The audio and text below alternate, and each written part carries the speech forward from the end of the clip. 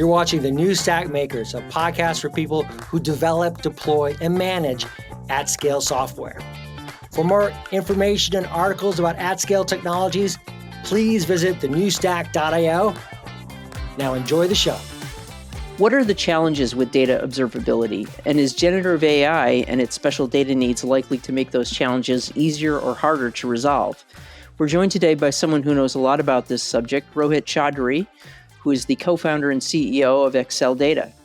Hi, Rohit. Hey, Heather. How are you doing? Very good, thank you. Can you tell us a little bit about Acceldata and what you do there, what your company does, and a little bit about what might be new there? Absolutely.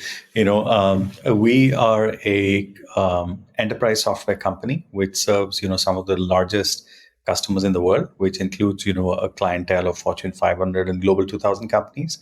We build B2B software that allows people to manage the length and the breadth of their enterprise data landscape. We started the company in 2018 with a unique insight, which had three components, and those three components have stayed true over the last 6 years. We believe that data is going to explode in the enterprise and more data will be collected. Exponentially larger amounts of data were going to come to the enterprise. We also knew that this was going to be a multi-technology and a multi-cloud world. And the final insight was that there's not going to be sufficient engineering talent to manage these complex data systems and obviously a very, very complex enterprise landscape. So we actually, on the back of extremely successful companies like Datadog and AppDynamics, believe that there's a need for observability for data monitoring, and that ended up creating a new industry, which Gartner has now recognized as data observability. Terrific. And it sounds like your timing was very good because you mentioned it's 2018 you started. The last 6 years have seen a lot of change around the issue of the topic of data, especially with the emergence of generative AI and related tools and database needs. So let's jump right in. So let's say that I oversee the data engineering operation at an enterprise. Something. Let's say my company has a global or at least geographically distributed reach. What are likely to be some of my key challenges in terms of having observability of my data?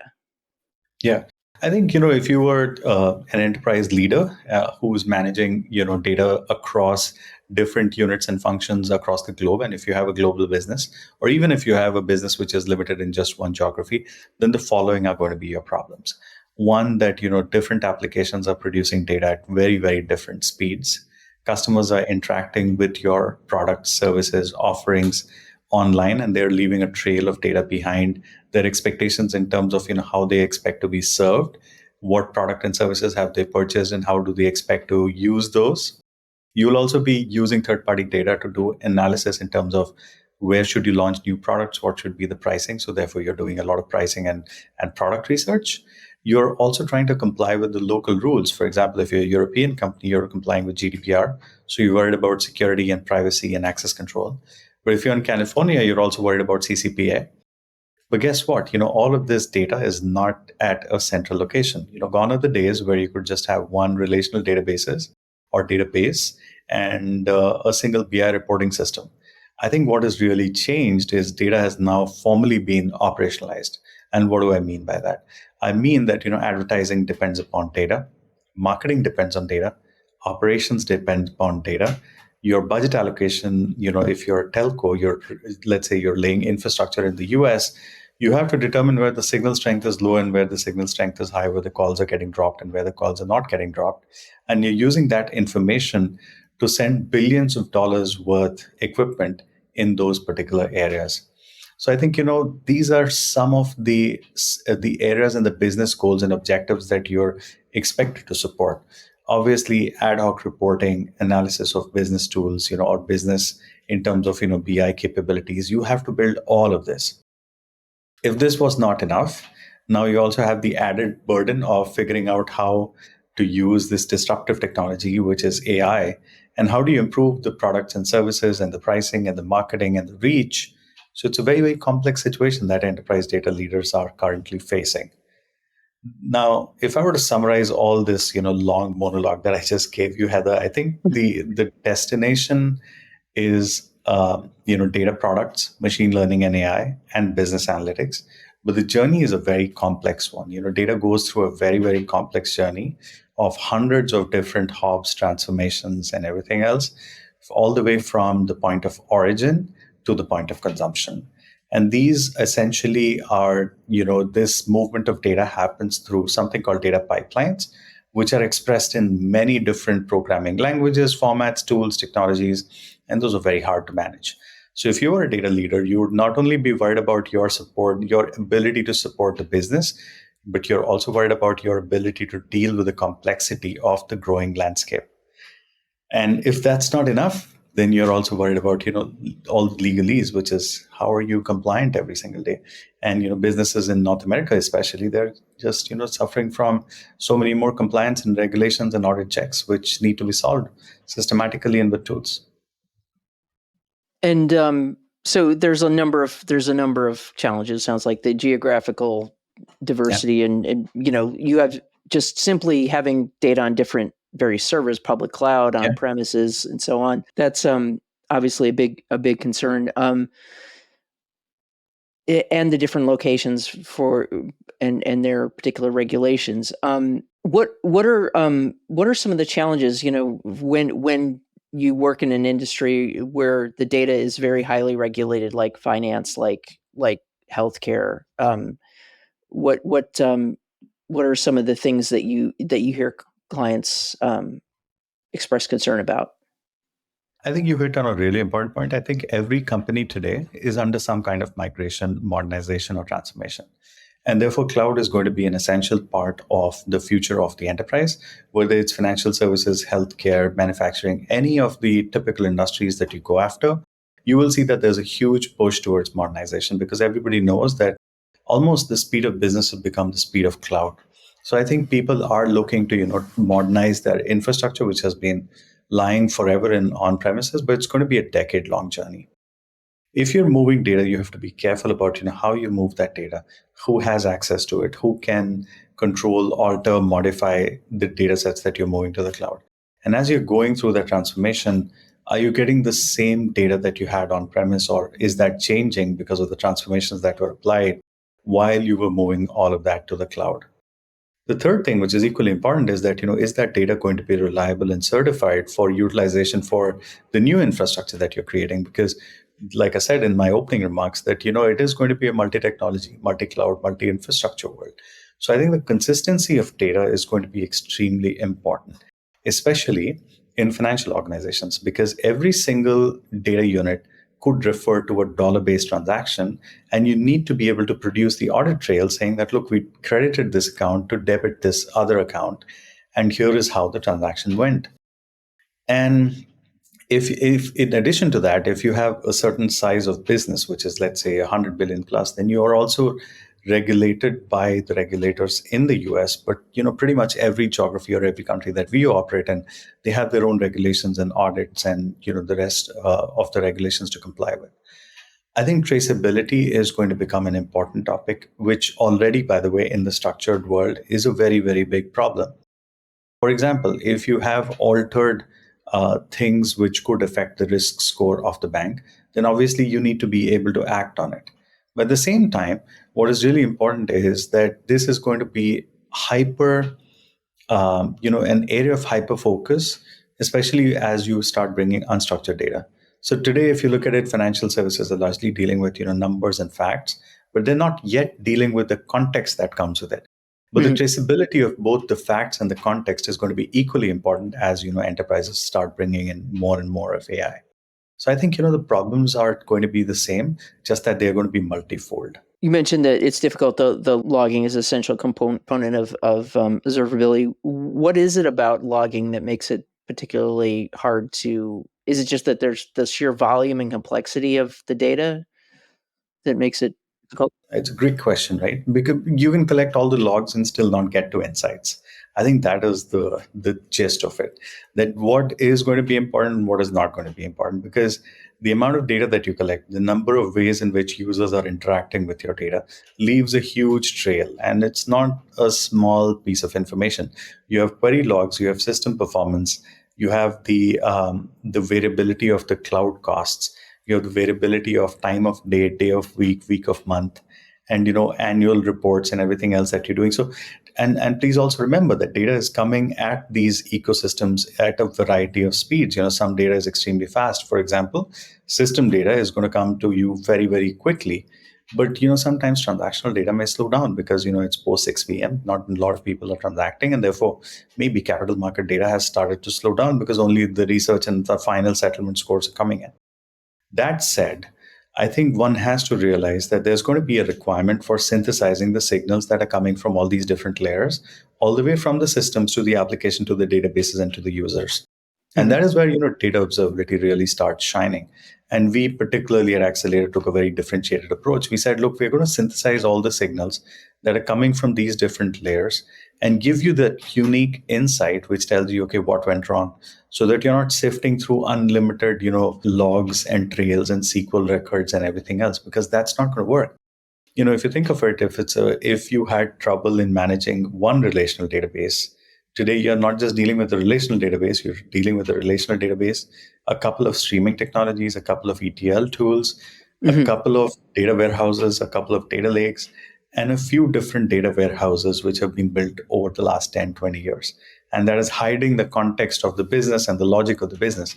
So, all of that requires a lot of tooling to be in place. I think the place where data observability particularly comes in is that it actually distills down the insight so that you can make the whole thing actionable. I did want to, you anticipated a question I have, and I do want to talk a little bit about streaming data and real-time data in a moment, but obviously when you get signals from an observability tool that something is potentially wrong or there's a problem or something, and there's often talk about alert fatigue, that you get like a lot of noise. Everything is equally, everything could seem to be equally important.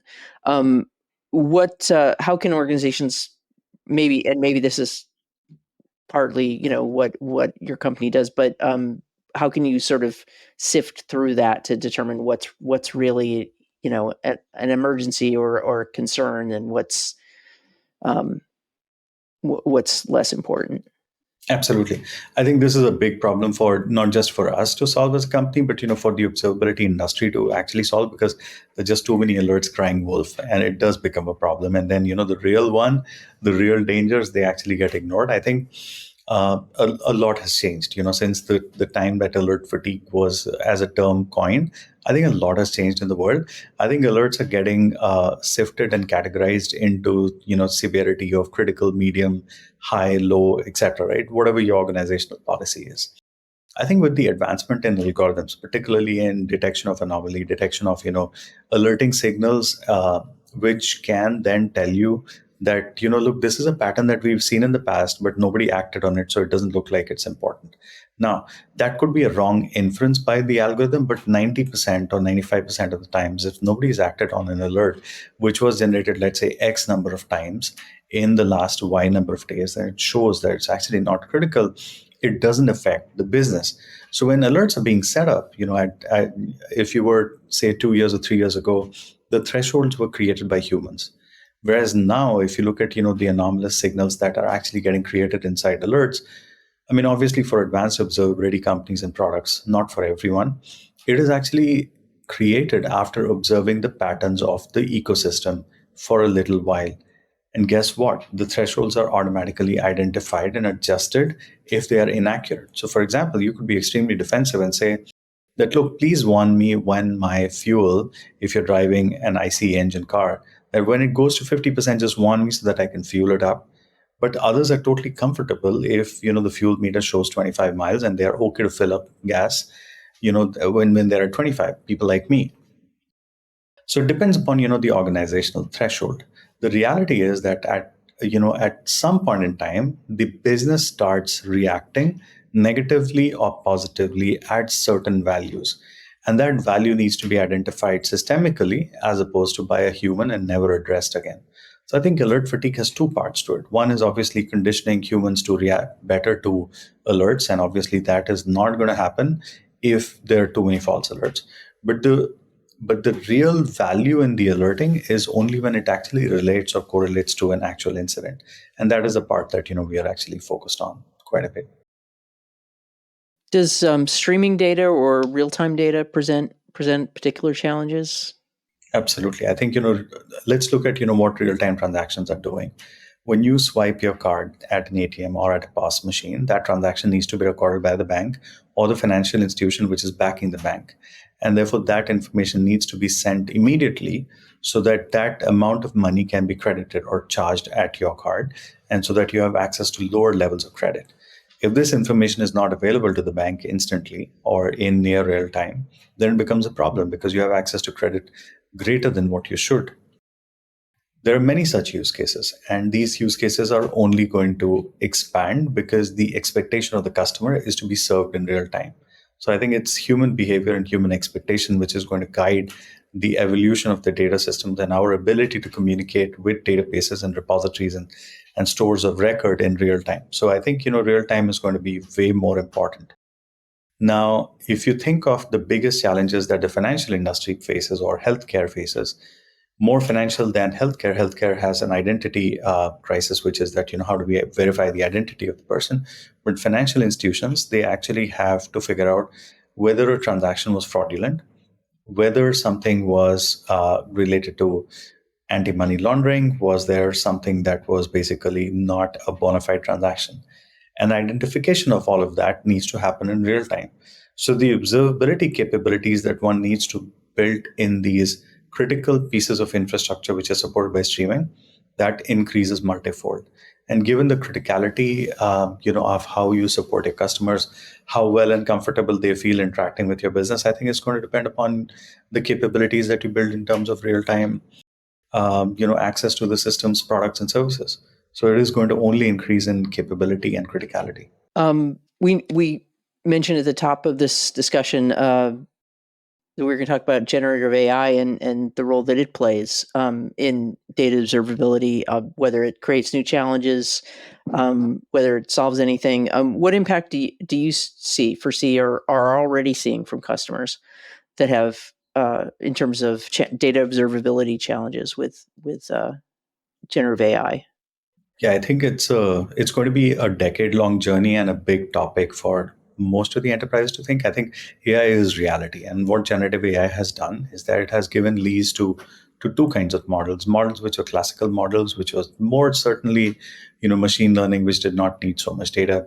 It wasn't generating too many things, but it was doing some really critical elements, forecasting, churn prediction, customer behavior prediction, even alert ratification that, these are important and these are not important alerts. I think generative AI is a reality and it is going to affect a lot of use cases. The question is, how quickly will enterprises want to deploy this in mission critical scenarios, such as, let's say you have an accounting software. Can you trust the LLM or the small language model to give you accurate answers in terms of revenue numbers? And how do you do that? That is possible only when you have put a few things in place, which is one, that you have extremely high quality of data being fed into those models. And that then has two parts. It has the structured part, which is based on facts and numbers, and it has the context, which is going to come from internal documents, policies, behavior, incidents that occurred in the bank or the financial institution or whichever institution, in the line of business.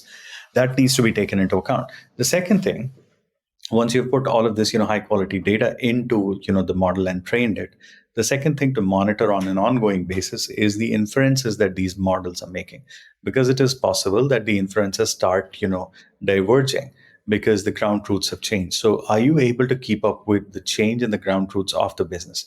And the ground truths and the inferences, they don't match or they start diverging, then it becomes a big problem. So I think it has to be controlled at the point of entry, because there's a very, very interesting phrase that I heard somewhere, and I've been regurgitating that if you put garbage in, you're going to get disasters out. But I think if you don't put the right security cameras watching the vault, then it becomes a bigger problem. So I think data observability is also going to play a very, very critical role in how AI models evolve and what outcomes are people able to achieve it. The fundamental reason that these things will have to be put in place is because the erosion of trust can be really quick if the hallucinations and the inferences, if the models start hallucinating and if the inferences are not credible. because especially in fact-based financial transactions or healthcare exchanges or policy exchanges, I think it becomes, really important that businesses are able to establish trust with their customers. Yeah, and it does seem like trust is really the coin of the realm especially in every business, but especially in healthcare and finance. And That's right. how does your company address these data observability challenges? So we have, for the last 6 years, we've been furiously building a platform that can actually serve the enterprise for the next 10 years. Like I said, we are now the leaders in enterprise data observability, which allows you to monitor the state of your infrastructure, the state of your spending, the state of your data quality and reliability, the way that your models have data drift, the way that your schema changes, whether it's for structured or semi-structured data. We actually allow people, our enterprises, to keep a very close watch on the overall data pipeline, which literally is the lifeblood of the modern organization. And when enterprises start implementing with Acceldata, they come from one place, but they end up using Acceldata capabilities for all of these different areas that I just outlined. Mhm. And is it going to increase? Obviously, I think, the number of capabilities that we will continue to bring to the market will continue to increase, both in terms of, the horizontal capability, but also the continuous evolution of the depth and, the increasing capabilities within the verticals. Large banks are using us to improve their customer data quality. Credit rating agencies and credit providers are using our capabilities to improve and verify the quality of data so that the creditworthiness of both customers and their enterprise businesses can be established. Large companies are using us to monitor the real-time infrastructure so that, the transactions that we just spoke of, a few minutes ago, they can be monitored in real time and they don't go down and there's no outages. There's a variety of interesting use cases that we are finding out. As cloud cost is going up, people are, and especially AI will drive these costs to the roof. I think, companies are also very, very sensitive in terms of how their internal and external stakeholders are experiencing the benefit of cloud technologies, but with the right guardrails. So I would say that, those are like the top 5 use cases where we're seeing tremendous adoption. And we'll continue to grow these capabilities so that we become, the de facto data management platform for the large enterprises. Well, I think that's a good place to wrap up. I really want to thank Rohit Choudhary for joining us today, talking about Acceldata and talking about data observability. Thank you, Rohit. Thank you, Heather. Thanks for having me. And I want to thank all of you for joining us for our conversation. This has been Heather Joslin for the New Stack Makers. We'll see you next time. If you like this video, please give us a thumbs up. And if you'd like to see more videos like this, you can always subscribe to our YouTube channel. We're on all the major social media platforms. You can always find us at thenewstack.io. We hope to see you soon.